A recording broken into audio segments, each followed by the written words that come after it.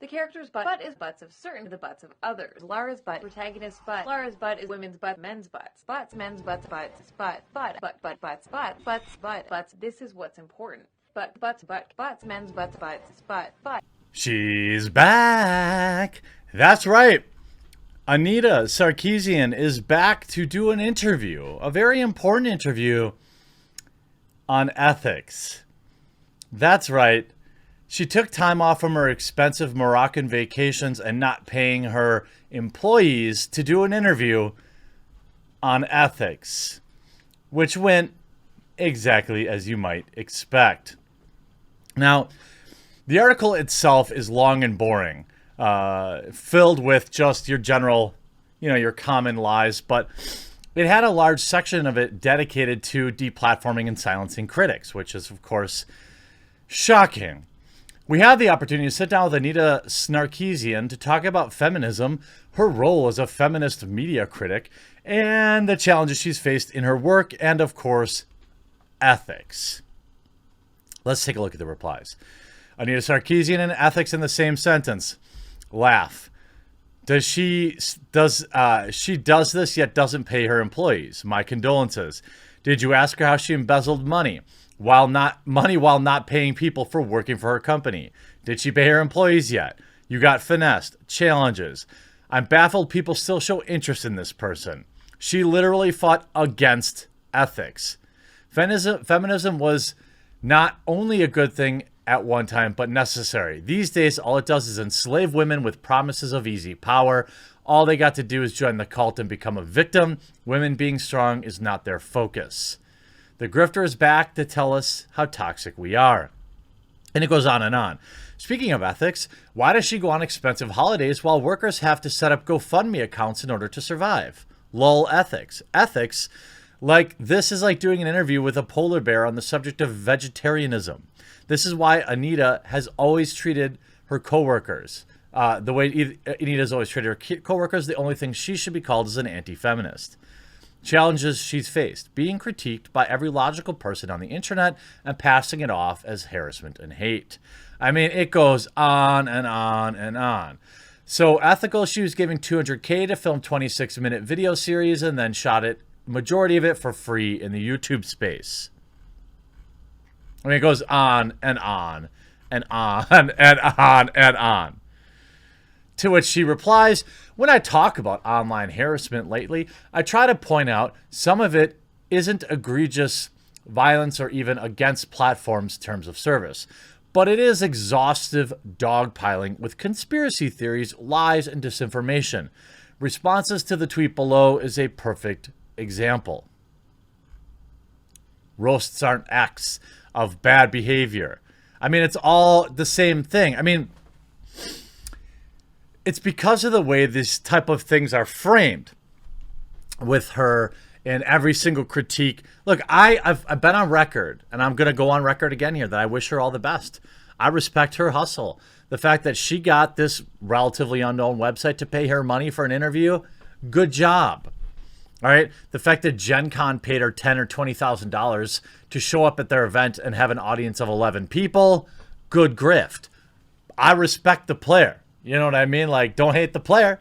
I mean, look, Gen Con didn't have to pay. All these morons don't have to keep paying her speaking fees. But as long as they will, why wouldn't she do it? So I wish her all the best, especially because I get to critique things as well. If we look at some of these questions, right? Some of these questions that I wanted to bring up was the primary ethical dilemma. This is the interesting one, okay? Here's the question. What is the primary ethical dilemma modern media is facing and that you are facing professionally? Media means a lot of things. There's a narrative media, pop culture media, news media. I don't know if I can answer that question exactly. Fine start. But I can bring up the things that I'm concerned about. One thing is YouTube's algorithms. Here we go. YouTube is an incredibly important platform for discourse. It is very much a modern day soapbox. YouTube is a space that very much serves, especially for young people, as a way to learn about things, as a way to take in media, as a way to engage with your favorite personalities and influencers. By the way, didn't they just give a pile of money to the Young Turks? And because it is run by a private organization and they make choices about their policies and tech and their algorithms, that influences who gets to be heard and how often they get to be heard. I actually agree with all of this. I agree with this statement 100% so far.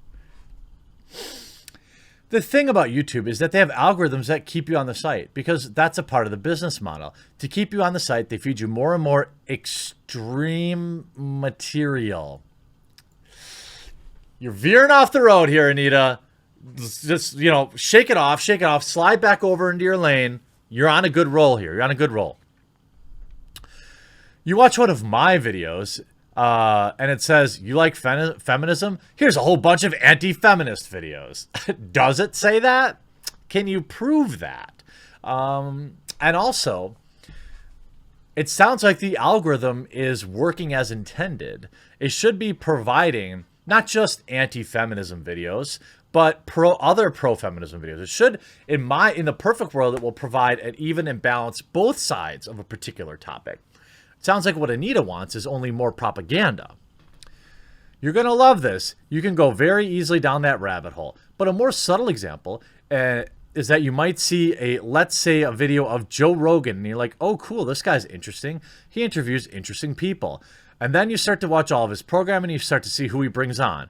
And while you think he's saying is totally reasonable, but his guests might say something that's a little extreme, a little wacky, or a little conspiracy theorist. You might think, but if this is a guy who's been watching for a while, thinks he's cool, then maybe he is. Oh, so does Anita want Joe Rogan deplatformed? Sounds like it. It sounds like there's an insinuation there, right? I'm not sure what you're implying here, because I'd be happy to interview, because an actual interviewer would probably push and ask like a little, further question. You start listening to other folks who are more and more extreme in their beliefs when it comes to accusing people of color and women and trans folks and all that's wrong in the world, who really believe, okay, maintaining the power of white men above all. Here we go. So she either wants Joe Rogan deplatformed, or she wants to control who Joe Rogan is allowed to have on his show. Is that it? This is part of our online discourse. This part of our online discourse is a huge problem.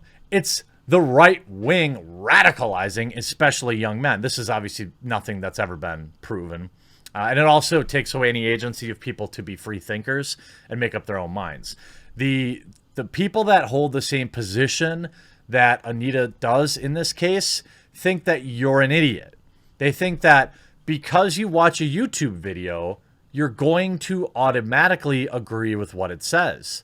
I mean, if you watch a flat earth video for purely entertainment purposes, which is what most people watch them for, the implication is that you will then believe in a flat earth, and that therefore the next logical step would be to ban that content.